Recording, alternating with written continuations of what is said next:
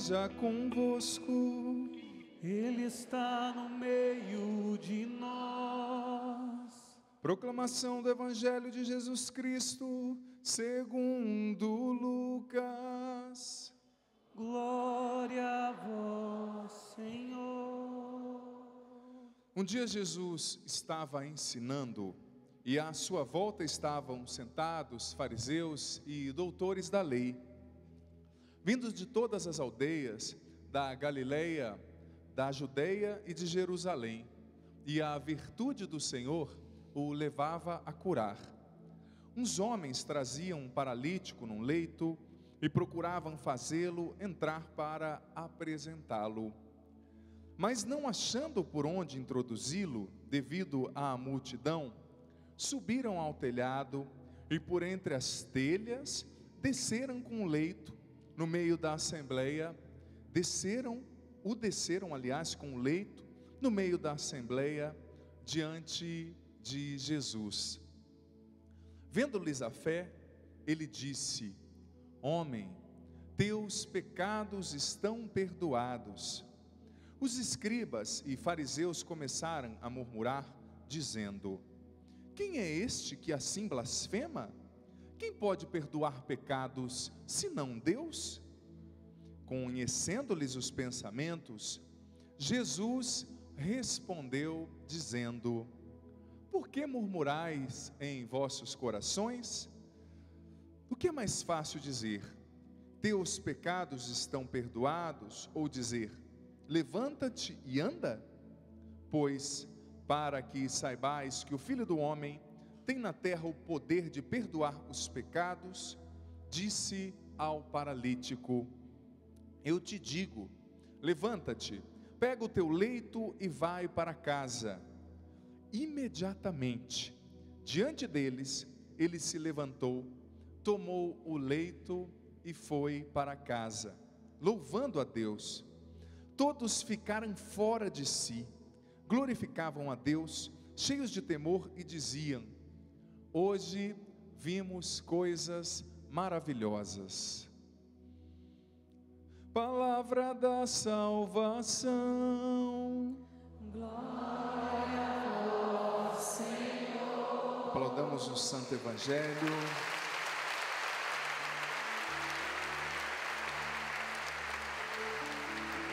E em pé, podemos cantar novamente o refrão desse salmo, que é central naquilo que nós vamos refletir. Cantemos com alegria. Eis que vem o nosso Deus, Ele vem para salvar, Ele vem para salvar. Erga os seus braços, solta a voz, eis o vosso Deus. Eis que vem o vosso Deus, Ele vem para salvar, cante Ele isso. vem para salvar, Ele vem para salvar. Mais forte, eu quero ouvir você cantando. Eis que vem o vosso Deus, Ele vem para salvar. Ele vem para salvar. Mais forte, solta a voz. Ele vem para salvar. Eis que vem o vosso Deus. Eis que vem o vosso Deus. Ele vem para salvar. Ele vem para salvar. Só você cantando isso. Eis que vem o vosso Deus. Coragem.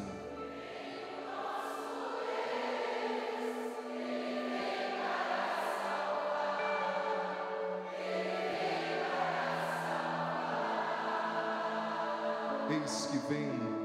Eis que vem o nosso Deus. Ele vem para salvar. Ele vem para salvar. Meus queridos irmãos e irmãs, podemos nos sentar um momentinho. Você aqui, você em casa. Que alegria que nós estamos já no mês de dezembro. Diga para quem está do seu lado: o ano já passou, viu? Me perdoe dizer. Diga para essa pessoa: você está ficando mais experiente. É ou não é verdade, gente? Algumas pessoas estão ficando com a inteligência mais avantajada, porque o cabelo está ficando reduzido e o cérebro fica maior assim, né? um espaço maior sem a cobertura. Mas enfim, é ou não é interessante que existe, como dizia Carlos Drummond de Andrade nos seus poemas, que no final do ano ele traz uma coisa bonita, né? Uma esperança, uma coisa legal. Tem gente que acha que a partir do momento que virar 1º de janeiro tudo vai ser diferente. Depende, né? Se você continuar comendo igual um boi, em janeiro você vai continuar gordo. Não adianta, né? Ai, padre, é que no ano novo algo acontece. Acontece que a gente come mais, né? Aquela tia leva aquela sobremesa, não é? A vizinha leva aquela outra coisa. Que nem hoje me trouxeram assim, padre, come aqui, eu trouxe um bolo de tapioca para você. Não tem glúten. Tem pessoas que falam assim, não tem glúteo. Aí tudo bem, bolo de tapioca. O que mais que tem, filha, nesse bolo? Ah, não tem glúten, mas tem creme de leite, leite condensado, um pouquinho de brigadeiro. Grande vantagem, né? Gente, mas é verdade, o final do ano ele traz, querendo ou não, uma injeção de ânimo. Parece que, sei lá, vem uma expectativa bonita, vem uma esperança bonita no nosso coração. E o tema central da liturgia de hoje, veja bem, é justamente a realidade da esperança. Tem gente que acha que esperança, alegria, tem a ver somente com temperamento, né? Aquela pessoa é legal, né? É esperançosa. Interessante, a gente se engana. Claro que tem pessoas que têm uma predisposição para enxergar tudo com esperança, vendo o lado positivo, e tem pessoa que parece que tem o dom de ver a negatividade, né? Tudo é mais difícil para a pessoa, claro. Independente das nossas constituições pessoais, né, do temperamento, do jeito no qual você foi criado, né, teve gente que foi criado com pais e mães profundamente motivadores. Ai, mãe, eu quero ser médico. Deixa de ser besta, menina, você é burro, não é? Motivação que dava medo. Claro que isso acaba nos marcando de alguma forma. Ou tem gente que tem uma tendência a uma melancolia, isso é natural. Mas existe um livro que infelizmente não tem no Brasil, não tem em português, mas que se chama como a ciência da esperança, mais ou menos, seria isso, a ciência da esperança, que fala justamente que a esperança não é somente um dom inato, a tradução seria essa, a ciência da esperança, alma da esperança também poderia ser, mas a esperança não é somente uma coisa inata que você nasce. Tem pessoas que têm uma esperança, uma sensibilidade, né? Chora em inauguração de supermercado, em batizado de boneca, aquela coisa, né? Outros já têm uma alegria, ri de tudo. Tem gente que está doente e está vendo, contando piada da própria doença. Mas não é só uma coisa, dizia esse livro, que é do Anthony Scioli, se eu não me engano o nome do escritor, que escreveu já há um tempo, na década de 90, esse livro que fala da esperança. Não é só algo que você nasce com um temperamento. Meu pai era animado e eu sou animado como meu pai era. Meu pai mesmo, ele conta piada, meu pai inventa piada e fica engraçado. Tem gente que inventa piada, conta piada, você ri da pessoa, mas não ri da piada, né? Porque o cara não tem dom. Meu pai é uma pessoa alegre, estou falando do meu pai, mas não é só esses fatores que acrescentam alegria, dizia esse pesquisador e esse livro. A esperança, a alegria, elas não são fatores somente inatos, elas podem ser aprendidas. Inclusive esse livro traz uma pesquisa que eu achei interessante. Pacientes idosos com depressão, que foram ali por um tempo submetidos a um ciclo de aprendizagem da esperança. Por exemplo, vendo filmes, lidando com conteúdos assim que traziam esperança, até o resultado deles diante do tratamento imunológico. O sistema imunológico ficou mais forte quando eles começaram a pensar com esperança. Esperança é algo que a gente aprende, vê a vida com esperança. E qual é a diferença? Qual a diferença muitas vezes entre uma pessoa que tem esperança e a que não tem? É o jeito que ela enxerga, porque os problemas são iguais para todo mundo, né? Claro que você que está nessa missa, não. Mas outras pessoas nos lugares que eu tenho ido estão vivendo crise financeira. Ninguém aqui nessa igreja, claro, está com conta para pagar, nem nome no Serasa, né? Eu já falei isso esses dias. Mas em outros lugares, a gente encontra pessoas assim, com essas dificuldades, não é?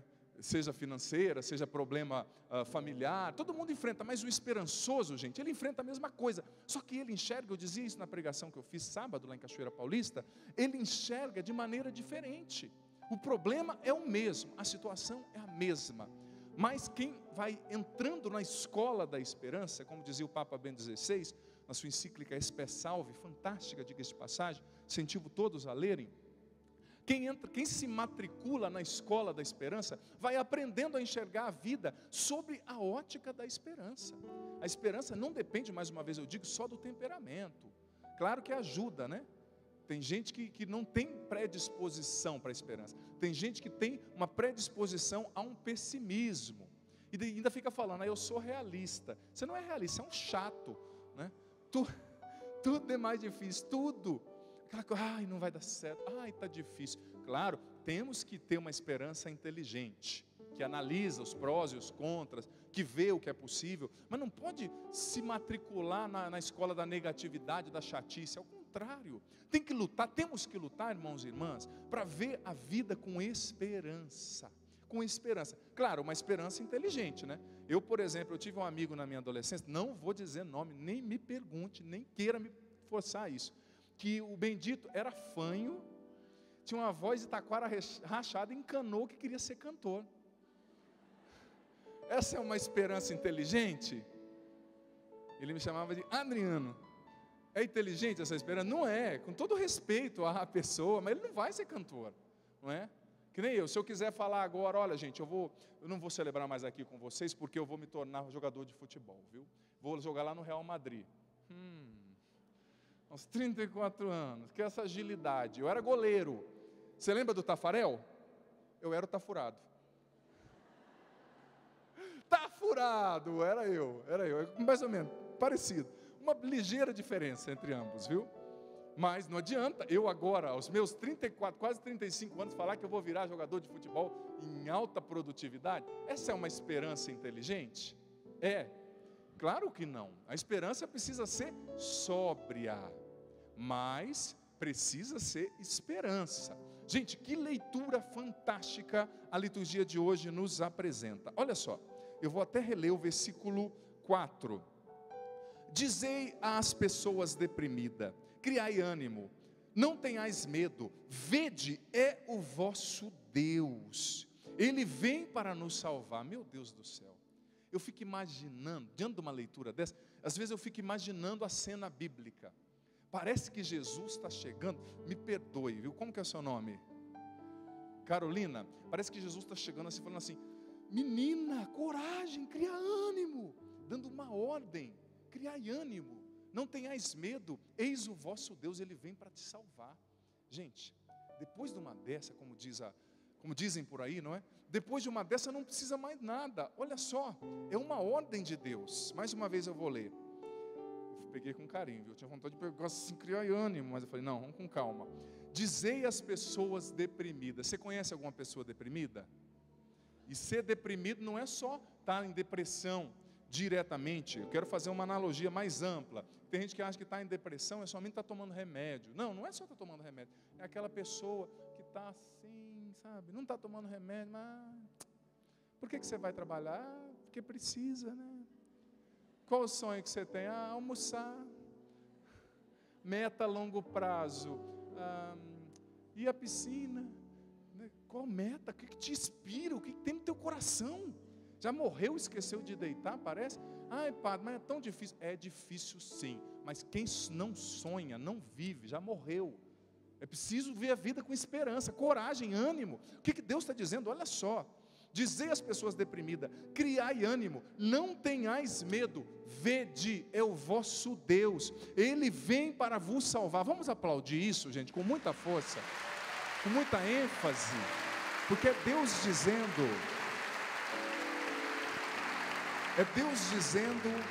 para mim e para você, criai ânimo, não tenhais medo. Ele vem, é o vosso Deus, Ele vem para nos salvar, gente do céu. E depois nos versículos do 5 até o 8, o autor sagrado vai listando uma série de coisas que são, como a Bíblia chama, sinais messiânicos, ou seja, os surdos que vão ouvir, os cegos que começam a enxergar, não é? A pessoa que começa a ouvir bem sem óculos, não é? Estão atentos, só para testar a sua atenção. Mas enfim, do versículo 5 a 8, o autor sagrado, salva a brincadeira que o padre fez para testar a sua atenção, ele está falando dos sinais messiânicos. Eu não estou brincando, isso é verdade, olha só. Então se abrirão os olhos dos cegos, versículo 5, se descerrarão os ouvidos dos surdos, O coxo saltará como um cervo, e se desatará a língua dos mudos, assim como brotarão águas no deserto, jorrarão torrentes no ermo, a terra árida se transformará em lago, e a região sedenta em fontes de água. Ou seja, a palavra hoje, gente, me perdoe, ela está nos dando um chacoalhão, sobre tudo em você que já perdeu a esperança, para que você, para que eu, para que nós transformemos o nosso jeito de ver as coisas. Sim, muitas vezes as dificuldades nos visitam concretamente, e a gente precisa ter uma esperança inteligente, como o padre dizia, uma esperança que nos leve a sermos racionais, sim, mas sem matarmos a fé. Pode ser que você esteja vivendo uma situação difícil hoje, de conflito familiar, conjugal, de dificuldade financeira. Pode ser que você esteja desanimado, e tem coisas que nos desanimam, né? Nós vivemos num país no qual a corrupção se torna endêmica a cada dia, no qual muitas vezes aqueles que nós escolhemos para nos representar aproveitam momentos de comoção nacional, como aconteceu na terça passada, para aprovar emendas da meia-noite, para mudar artigos que nós, junto com os representantes também, escolhemos para tornar cada vez mais claros os procedimentos, mais honestos, menos corruptos, mas aprovam-se coisas contrárias à idoneidade dos procedimentos políticos, administrativos, legislativos no nosso país. Isso não desanima, se você for parar para pensar? Gente, no Brasil, tem-se a impressão de que a gente não tem mais que trabalhar. A gente vai ter que estar todo dia na Paulista protestando para o povo que nos governa, muitas vezes não nos chamar de idiotas, me perdoe a palavra, com certas atitudes, com certas coisas que se fazem. Mas mesmo diante de tudo isso, me perdoe a sinceridade, que eu também sou cidadão antes de ser padre, também sou brasileiro como você, também me revolto, mas Deus está nos dizendo: criai ânimo, não temais, eis o vosso Deus, Ele vem para salvar. O que Deus está nos dizendo com tudo isso, meu irmão, minha irmã? Deus está dizendo para mim e para você que está aqui, que está em casa: não olhe só para isso, não olhe só para isso, porque Deus não deixou de trabalhar na tua vida, Deus não deixou de salvar a humanidade, porque existem esses problemas. Deus não deixou de agir na tua vida porque você está sofrendo, porque você perdeu um imóvel, porque você perdeu alguém que você amava, ou porque você está doente. Não, Deus continua fazendo, e Deus hoje me convida, te convida, nos convida a mudar a nossa visão, a nossa perspectiva, porque filho, filha, quem procura, acha. Se você ficar só procurando coisa negativa e só problema, você vai achar, me perdoe. Mas se você quiser encontrar a ação de Deus que está acontecendo na tua vida, e se você tiver sensibilidade humana, espiritual, para perceber, você vai ver que Deus não deixou de trabalhar. Claro, existem muitas coisas difíceis no nosso país, existem, mas existem muitas coisas boas. Eu acabei de chegar semana passada de uma viagem que eu fiquei muitos dias fora do país, e quanto mais eu fico longe do Brasil, mais eu fico com vontade de voltar. Sabe, com todos os problemas que a gente tem, nós temos riquezas fantásticas, temos um povo maravilhoso. A maior riqueza do Brasil não é o petróleo nem o ouro, são os brasileiros e as brasileiras, eu e você, que estamos lutando para tornar esse lugar melhor. Essa é a nossa maior riqueza. É a nossa maior riqueza. Então tem muita coisa ruim? Tem, mas tem muita coisa boa também. E Deus não deixou de trabalhar. Deus não deixou de trabalhar. O problema é que às vezes a gente olha, nós enxergamos a crise de hoje como se ela fosse definitiva, mas ela não é. A crise de hoje vai passar, como muitas crises na tua vida já passaram. Você não enfrentou problema antes, não? Olha para quem está do seu lado, pergunta para essa pessoa: nunca inventou problema? Tua vida sempre foi um mar de rosa? Pergunta para quem está do seu lado: ô bonitão, ô bonitona, nunca teve problema, nunca teve dor de dente antes? Sim ou não? Teve ou não teve? E a pessoa não está aí do teu lado, até que se prove o contrário, não é um zumbi, é uma pessoa. Não é? Você confirma isso? É uma pessoa, até que se prove o contrário. Não está vivo, não superou, não chegou até aqui. A crise que você vive hoje, que porventura possa existir na tua vida, filho ou filha, ela vai passar. Ela vai passar. Mas é preciso não olhar somente para o problema. Porque cada um, como dizia São João Paulo II, o ser humano se transforma naquilo que ele contempla. Quem contempla Deus se torna parecido com Deus. Agora, quem contempla só problema e negatividade se torna um urubu. todo respeito aos flamenguistas, né, que tem como símbolo o urubu, mas quem contempla a negatividade se torna um urubu. O que você quer contemplar? Me diga, filho ou filha. O que você quer contemplar? Se você contempla a vida com um olhar de esperança, com uma esperança inteligente, claro, como o padre disse, com uma esperança que sabe entender o que é possível para você e que sabe caminhar na estrada que Deus preparou para você, tem que ser uma esperança inteligente, né? Esses dias me contaram uma piada das 5 loiras trocando uma lâmpada. Você já viu como é 5 loiras trocam uma lâmpada? Com todo respeito, principalmente a minha irmã que é loira. Diz que uma loira sobe na cadeira, coloca a mão na lâmpada e as outras 4 rodam a cadeira. E a lâmpada vai... Brincadeira, meninas. Não quero ver tamanco voando na testa do padre. Foi uma loira que me contou, viu, gente? Se ser sincero. Mas enfim, uma esperança inteligente. Precisa ser. Mas eu preciso enxergar a vida com esperança. Não uma esperança ingênua. Você sabe os defeitos do seu marido, da sua esposa, você sabe as dificuldades na tua casa, você sabe o limite no qual você chegou de cansaço, limite financeiro, limite relacional, mas você sabe que mesmo, apesar, embora tudo isso esteja acontecendo, Deus está no controle e Ele não deixou de agir na tua história, sobretudo quando você reza, sobretudo quando você o busca, sobretudo quando você se coloca na presença dEle. Gente, o Evangelho de hoje nos apresenta realidades muito interessantes, profundas nesta direção. Eu gosto muito de ler o Evangelho. Existe até um tipo de análise bíblica, até uma hermenêutica que a gente fala, né, uma análise interpretativa, que nos ensina a se colocar dentro do universo bíblico. Nessa narrativa do Evangelho, quem que é você? Quem é você aqui nessa narrativa? Você é os fariseus que estavam ali só esperando para ver se Jesus ia pisar na bola, porque tem gente que é assim, né? Tem gente que liga a televisão só para ver, vamos ver se esse padrezinho aí não vai falar uma bobeira. Deixa eu ficar olhando aquela menina ali, vamos ver se ela vai fazer o que é certo. Lá no teu serviço, aquele urubu em cima de você, só assim, né? Quero ver se ele sabe mesmo, não é? Tem gente que é que nem esses fariseus que estão aqui. Você viu a narrativa do Evangelho? Os fariseus, o que eles estavam fazendo lá? Só para procurar um defeito e em Jesus, malhar.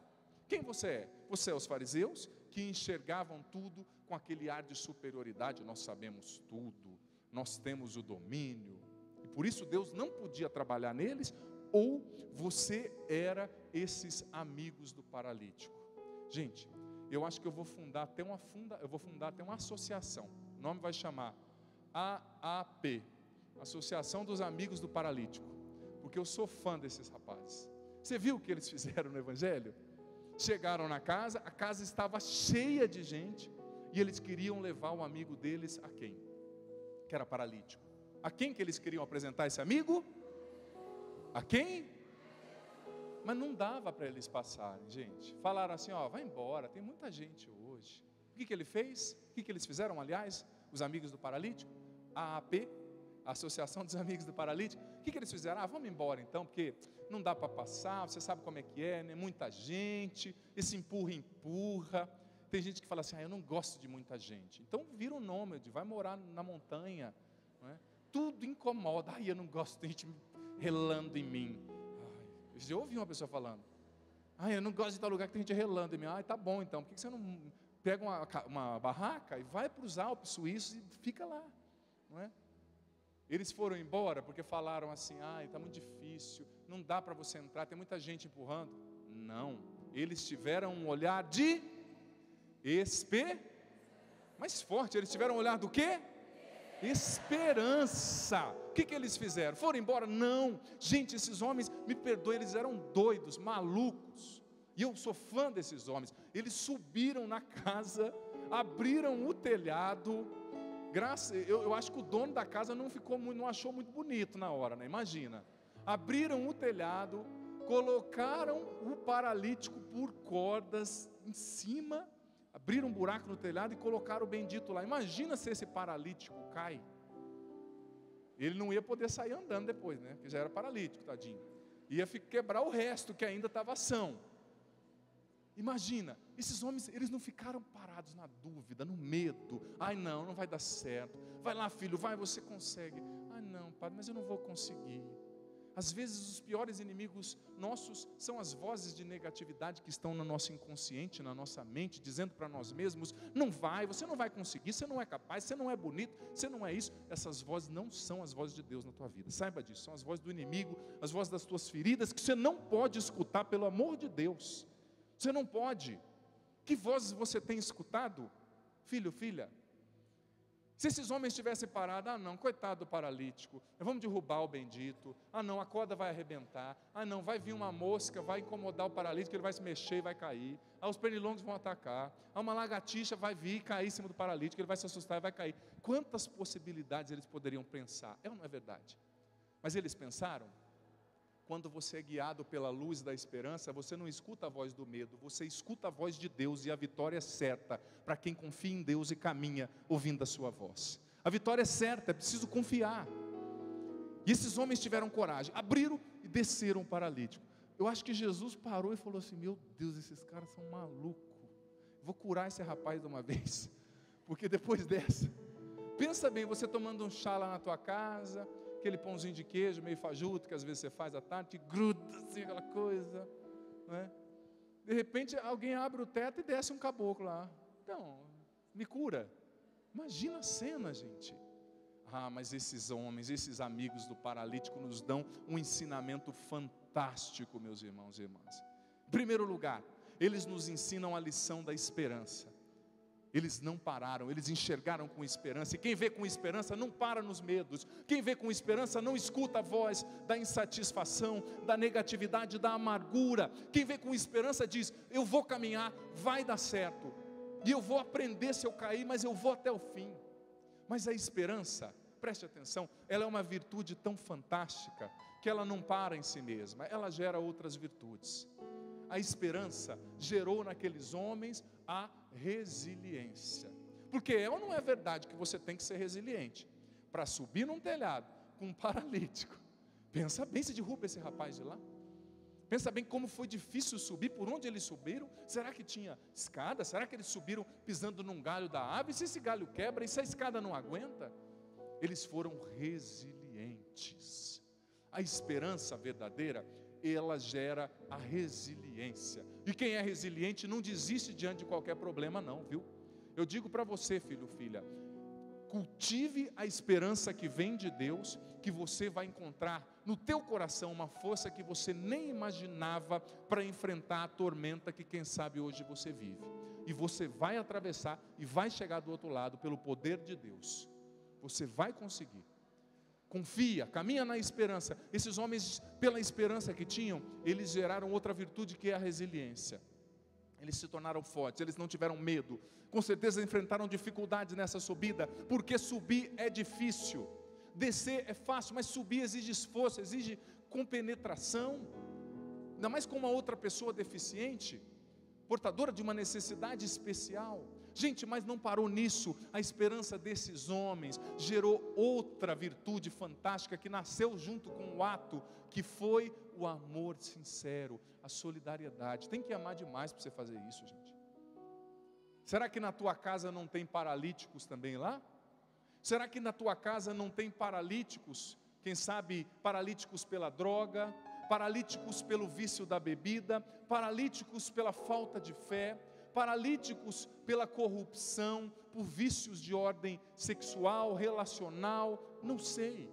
Pode ser que na tua casa também existam muitos paralíticos. Que atitude você vai ter com relação a eles?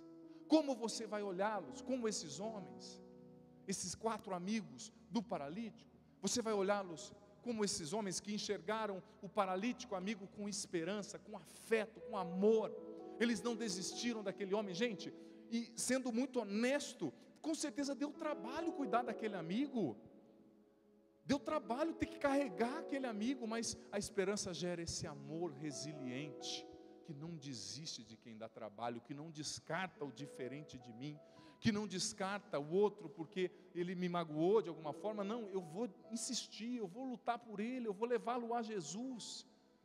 A esperança gera o amor, gera a solidariedade. Será que você não precisa ressuscitar a sua esperança lá no seu trabalho, filho ou filha, para você ser mais solidário com aqueles que trabalham com você? Será que você não precisa ter um olhar de esperança dentro da tua casa, como esses homens? Mas não parou nisso, graças a Deus. Essa esperança, ela era forte, porque ela tinha um fundamento. A carta aos Hebreus diz que a fé é o alicerce, o fundamento da esperança. Não existe esperança autêntica, verdadeira, sem o cultivo de uma fé. Porque eles não levaram aquele homem, aquele paralítico, diante de qualquer um, não. Eles o levaram diante de Jesus. E por quê? Porque eles tinham coragem, porque eles tinham...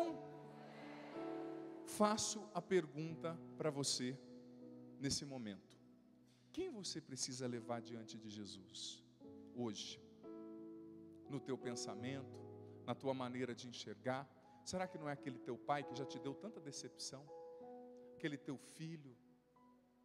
Quem você é nesse evangelho? Você é esses amigos do paralítico? Você tem agido como eles?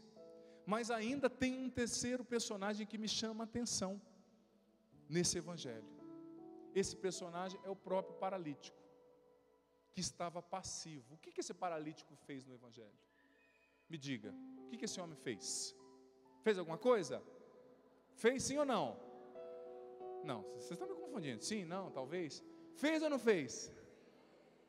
Pensa bem, raciocina aí com seus botões. Eu tenho comigo, padre. Quando a pessoa fala assim, eu tenho comigo, já fala, aí vem.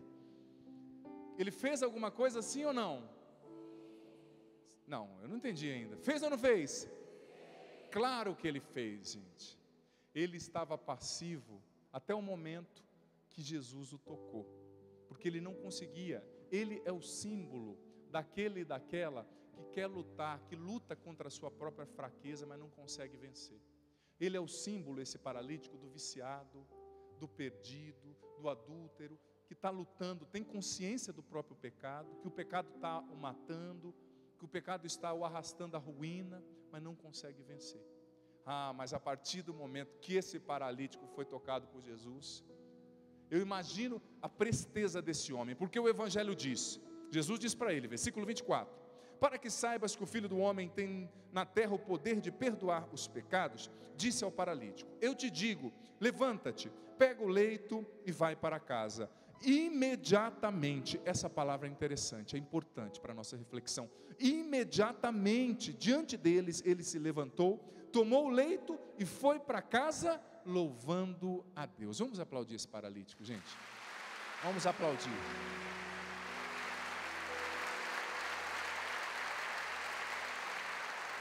Que coisa linda, que coisa linda. Ele era assim, impotente diante da sua fraqueza, mas a partir do momento que ele sentiu que Deus tocava, meu amigo, esse homem levantou imediatamente, ele obedeceu a Deus, e ele nunca mais foi o mesmo. Sinal de mim e de você, que muitas vezes estamos adormecidos, paralíticos na nossa desesperança, que precisamos ouvir a voz de Jesus também, que nos chama a sairmos do túmulo da negatividade, do pessimismo, da tristeza, e a virmos para fora. Ainda que lutando com as nossas fraquezas, às vezes a gente não consegue vencer. De uma hora para outra, nós somos fracos, somos limitados, temos os nossos medos, temos os problemas sérios dentro da nossa casa, dentro de nós, fora de nós. Mas Jesus hoje está tocando a mim e a você. Você não pode negar isso. Ele está nos tocando e nos chamando pelo nome, dizendo, levanta-te, pega o teu leito e volta para a tua casa. O que é o teu leito? Teu sofrimento, tua culpa, teu medo, teus pecados. Levanta-te, Ele te chama.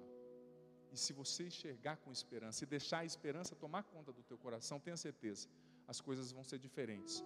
E você também vai ficar igual àquela multidão. Olha o versículo 26. Todos ficaram fora de si. Parece que está falando um monte de drogado, né? Fora de si, padre. Na paz. Mas não é esse fora de si que você está pensando, não, né? Não é esse fora de si. Todos ficaram fora de si. Que interessante essa tradução do Evangelho, né?